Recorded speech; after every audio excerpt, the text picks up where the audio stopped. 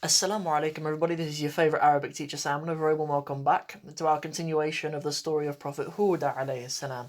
So obviously, as I said, we covered the last two chapters, didn't we? Let's have a look back over them. So we covered Ba'da Nuhin, the stuff that happened after the Prophet Nuh alayhi salam. We covered Kufran wa Adin, and now we are on Udwan wa Adin. So Udwan, let's just start off with the title. Obviously, a good place to start is the word Udwan. A lot of you might sort of think that the word Udwan maybe comes from the word Adu. And Adu means an enemy, your enemy. But Udwan isn't the word for enemy. It's just the word for aggression. How's aggression spelled? Aggression. Yeah, Udwan is aggression. So Udwan wa'adin. This is in Idafa, what's going on here. This is the aggression of Adin. The aggression of Ad. So, obviously Ad are the people of Ad who we've been talking about. We learnt that they're really powerful. Allah gave them many, many blessings which they were ungrateful for. So, let's learn a little bit more about them, inshallah. So, وَصَارَتْ قُوَّةُ عَادٍ وَبَالًا عَلَيْهِمْ وَعَلَى النَّاسِ. Nice. So there's a few little things going on here. There's wa, which is just our usual and. The verb sara, which you've probably seen before. Sara has a very similar meaning to the verb asbaha, which just means to, asbaha means to become. So asbahat quwwatu. Quwwa means the strength. And their strength became, so the strength of Ad became wabalan. It became a wabal. I'm going to write it up here. The word is wabal, but it's wabalan because we call that the khabar of Sara. The thing which you are becoming. The strength of Ad, which is feminine, which is why it's Sarat, is becoming a wabal. And that's why it's wabalan. And that's because wabal. It means a curse, but it's not just a curse. I mean, it's a curse that comes as a consequence of something, or the consequence of doing something evil is a wabal. So that the strength of Ad kind of became a curse alayhim, upon them. It became a curse upon them, wa ala nas, and upon the nas, and obviously having a kasra at the end because ala is a preposition. Good. Let's carry on. لأنهم لا يؤمنون بالله. So لأن, this bit going on here, this لأن is how we say because. But if we use this way of saying because, لأن, we often have a pronoun after it. So if we're going to say because he, it'd be لأنه, or because her, لأنها, or because of me, لأنني. But in this case, it's because of them. Because they, لا يؤمنون, they do not believe in Allah, billah. You often use the verb amana, bi something. Just like in English, we believe in something. In Arabic, they believe by something. They believe with something, using the preposition bi. وَلَا يُؤْمِنُونَ بِالْآخِرَةِ, sorry. So they do not believe in Allah, and they do not believe بِالْآخِرَةِ, the akhirah. The akhirah as in the opposite of dunya, like the next life. They don't believe in Allah, and they don't believe in the next life. فَمَاذَا يَمْنَعُهُم مِّنَ الظُّلْمِ. So, فَمَاذَا. So there's two little things going on here. There's fa, which is sort of so, it often translates as. ماذا is what. But ماذا is the way of saying what. If you're going to say what to do with a verb. If you're not saying a verb, if it's not to do with a verb, you've got a noun after it, you say ma instead. I think we, even earlier in this series, I think we said, in Arabic you can say mesmuka, what's your name? Like, name isn't a verb, right? It's just asking about a noun. So that's why you say ma. But if you're saying ماذا يمنعهم. So the verb mana'a is in here, mana'a. And the verb mana'a means to forbid or to prohibit someone from doing something. So what prohibits them? The hum is the them. What prohibits them from a dhulm? A dhulm is like transgression or oppression and stuff like that. Dhulm. What sort of prohibits them from oppression, from oppressing people? وَمَاذَا يَمْنَعُهُم مِّنَ الْعُدْوَانِ And what prohibits them from al-udwan, aggression. It's the same word that we had up here. If they don't believe in Allah and they don't believe in the akhirah, what would prohibit them from aggression? وَلِمَاذَا لَا يُظْلِمُونَ النَّاسِ And why? لِمَاذَا? You'll have just seen ماذا, meaning what. But this lih means for. So you have for what? And that creates the meaning of why.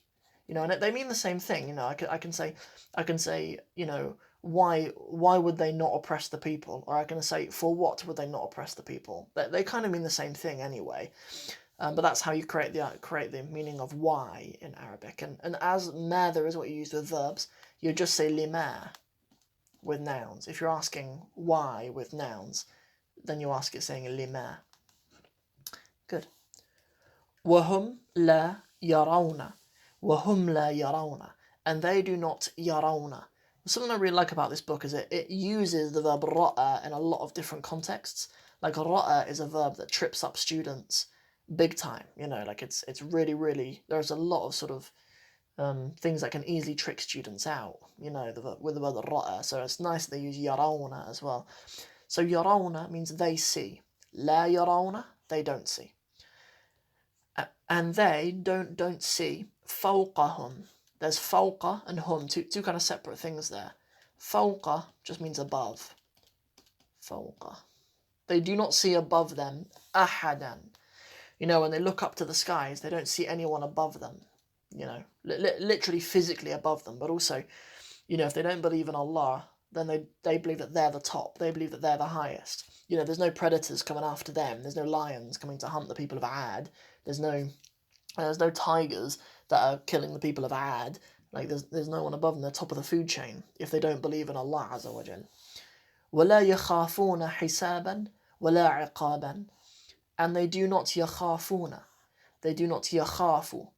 They do not have fear. The verb خَافَ.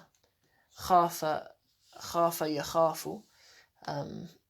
خَافَ يَخَافُ means to fear something. The noun is khawf. Khawfun. It's just the word for fear. They do not fear hisaban. They do not fear an account. A hisab. The word hisab, you can use it even in a restaurant. Like if you want the bill, you want the account. But hisab is, in this case, it's talking about like your account on the Day of Judgment. Like if when you're held to account on the Day of Judgment, they don't believe they're going to be held to account, and they don't believe in the iqab either. They don't believe in a punishment, and they don't believe in an account. Okay, nice. وَكَانُوا كَوَحُوشِ الْغَابَةِ Subhanallah. So كَانُوا is from kana. They were. كَانُوا. Ka is like saying they were like. This ka. And ka is kind of like a preposition as well, which is why there's a kasra after the wahush. But a wahsh is like a wild animal. Wahush are like the wild animals. It's the plural. So they were like the wild animals of al-ghaba. So al-ghaba is the jungle. Sometimes it's translated as forest, but it's jungle really. It's just where there's a big sort of it's just a wild place. It's where there are trees. A ghaba means that there have to be trees for it to be a ghaba. You can't have a ghaba without any trees. So a jungle is a good translation. So they were like the wild animals of the jungle. يظلم الكبير منهم الصغيرة. So we've got a nice little verb sentence here, and we can navigate our verb sentence by understanding cases. If we understand that we have our verb, our subject, and our object. So our verb, يظلم, present tense verb, from ظلم to oppress. So he oppresses. Who's the one doing the oppressing? Well, we can look, because here we have a dhamma, which means that this is the subject. And over here we have a fatha, which means this is the object. And the subject is the one who does the verb, right? So the big ones, minhum, from them. So the big ones of Ad, they oppress the small. The as-saghira are the ones who are having the oppressing done to them. And that's just like the wild animals. You know what I mean? Like in the jungle, the big lions can oppress the smaller lions, the big wolves can oppress the smaller wolves, but it's not the etiquette that the believers are taught. وَيَأْكُلُ الْقَوِيُّ مِنْهُمْ الضَّعِيفَ So we have exactly the same sort of structure here, right? We have our verb, we have our subject, and then over here we have our object, right? So our verb akala ya'kulu is to eat. So the qawi, the strong, the qawiyu, the strong is what qawi means. The strong eat from them. Al-da'ifa, the weak. I don't know if literally they used to eat each other. I don't know if that's the case. Often in Arabic, the verb akala can be used sort of figuratively. Like the term akala is used for eating from riba, for example. That is used in the Quran. الَّذِينَ يَأْكُلُونَ الرِّبَا. Allah talks about the people who eat from riba. They eat from interest. It doesn't literally mean they eat the money. You know what I mean? So I don't know if in this case it's actually talking about the people of Ad being cannibals, or if it means that they just sort of take advantage of them or destroy them, whatever. Okay, so وَإِذَا غَضِبُوا, and when they have a little bit of غضب, كانوا كالفيل الهاجئ. So when they غضبوا, so غضب is from the word غضب, meaning wrath or anger. So when they are angry, وَإِذَا غَضِبُوا كَانُوا كَالْفِيلِ الْهَائِجِ. So al-fil, you guys should know it, elephant, right? An elephant. Al-ha'ij. Ha'ij is like boisterous or sort of rough. My son is definitely a ha'ij. He's very rough. He's really into Spider-Man and Batman and stuff. He's trying to fight us all the time. So they were like sort of boisterous or rough. Like when they get angry, they're like rough or boisterous elephants. لا يلقى شيئا إلا قتله. So they do not يلقى شيئا. A shay just means a thing. So they do not يلقى a thing. The verb, this is from the verb laqiya. Laqiya yalqa literally means to sort of come across or to meet with something. It means to meet, but it's sort of one way. Like if there's something there anyway and you turn up, that's when you do laqiya. So when they sort of come across something, or when they turn up to something, so they would not turn up to something. They wouldn't come across something. Illa qatalahu, except he would kill him. Except he would qatala, he would kill him. The reason why I sort of just clarify that laqiya is not like two people coming to meet each other. It's just one person coming across another thing, is because there's a form 8 verb, iltaqa. Iltaqa, which means for two people to meet each other. Like if my students are doing a lesson with me about when they went to an Arab place and they met their friends or whatever, I teach them, say iltaqayna, we met, blah blah blah. Iltaqayna fil maqha or something. We met in the cafe or whatever. So anyway, so it's saying that they would not come across something except that they would kill it. وَكَانُوا إِذَا حَارَبُوا أَهْلَكُوا الْحَرْثَ وَالنَّسْلِ. Oh, subhanallah, that's quite an interesting little thing for us to put some brackets around. So وَكَانُوا إِذَا, and if they would, حَارَبُوا. So حَارَبَ, if you've ever come across the word harb, harbon means a war. Haraba means to sort of have war with someone or to war with them. So if they would war, then they would ahlaku, then they would destroy, or they would perish. Then they would perish. Al-harth wa-nasl. So I'll give you the literal translation. Al-harth is like maybe the tilth, or like the plants or something like that. Al-harth.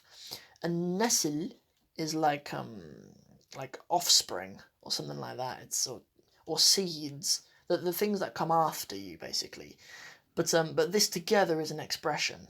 That is a specific expression in Arabic. Al-hartha wa-nasl, meaning like the civilization, meaning like their civilization. So their civilization would perish if Ad would have war with someone, then their civilization would perish, or it would be perished by Ad. وَإِذَا دَخَلُوا قَرْيَةً أَفْسَدُوهَا. So when they would enter, the verb dakhala is to enter.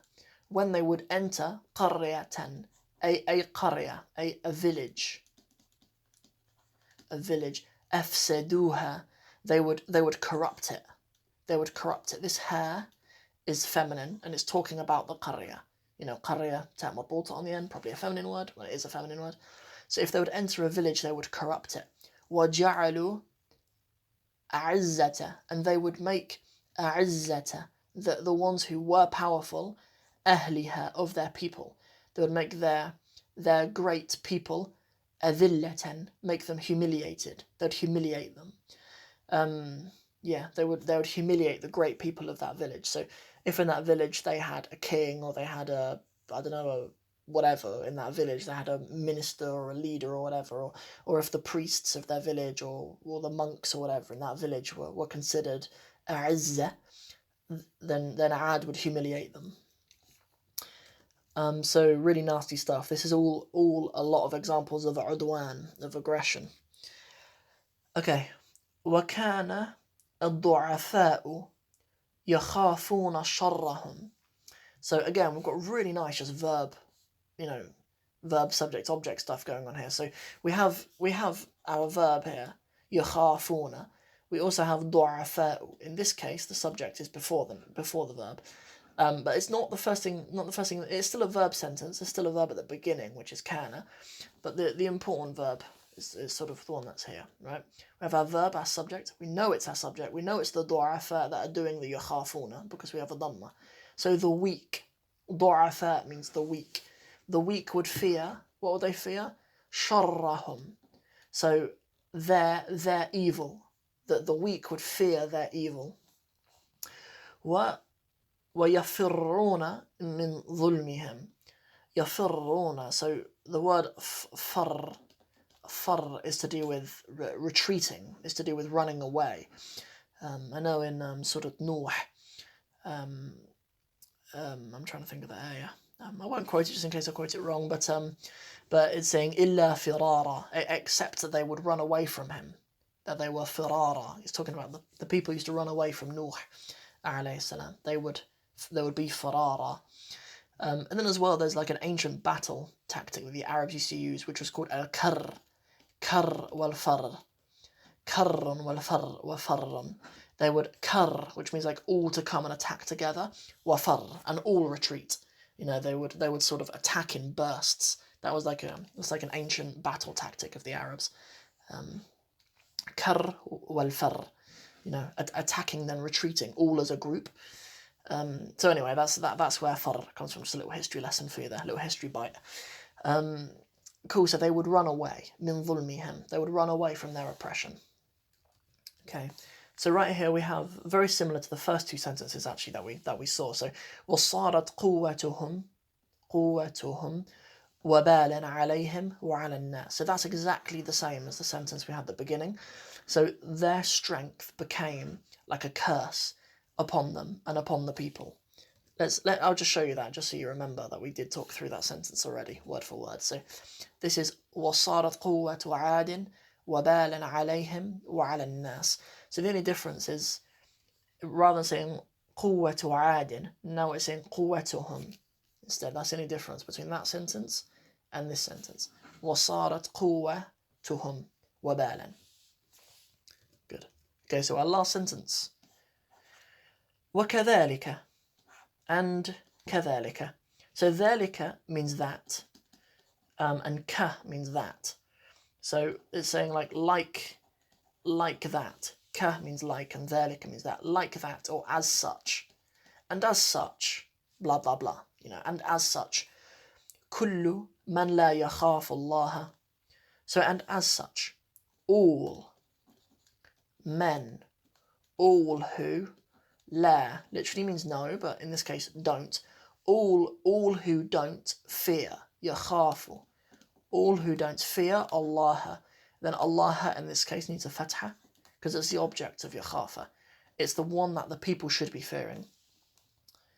وَلَا يُؤْمِنُ بِالْآخِرَةِ. And they do not believe in the akhirah. So وَكَذَلِكَ. And this is the case of all the people who do not fear Allah and they do not believe in the akhirah. You know, I mean, obviously not necessarily to this extent. Like I'm just saying this because some of my family might be watching this, and my family aren't Muslims. They're not yet, and make dua for them. May Allah guide them to Islam. I mean, it doesn't mean that they're all doing it to this extent. Not all of them go raiding villages and humiliating the respected people, and not to that degree, but but perhaps all to some degree. Okay, good. So that's everything for that one. The usual spiel just before I reel off. Actually, I will remind you again, shamelessly, I will remind you as well that there are still places to get your early bird discount, inshallah, as long as you do it before the 1st of October on the Arabic in 60 Steps program. It's not yet full, but there are people signing up, so make sure you hurry up, inshallah. If you want to make sure you've got a good place, make sure you've got a space on a good program in place for the next year. You shouldn't go another year not reaching the stage that you want to in Arabic. And honestly, obviously it's my course, so it makes sense that I promote it well, but it's just good. I'm just proud of it. Go over and check it out, inshallah. You don't have to sign up, just go and have a look at the website, inshallah. Go to ArabicwithSam.com, click out, find out a little bit more, just to read about what the course is and see if it works for you. But other than that, even if not, I hope you have a really nice day. If you haven't subscribed to the channel yet, then please subscribe to the channel. If you have any questions, then please just stick them in the comments. I'll try my very best to get back to you. Or drop me an email, ArabicwithSam@gmail.com. Take it easy, guys, and have a really nice day. Assalamu alaikum wa rahmatullahi wa barakatuhu.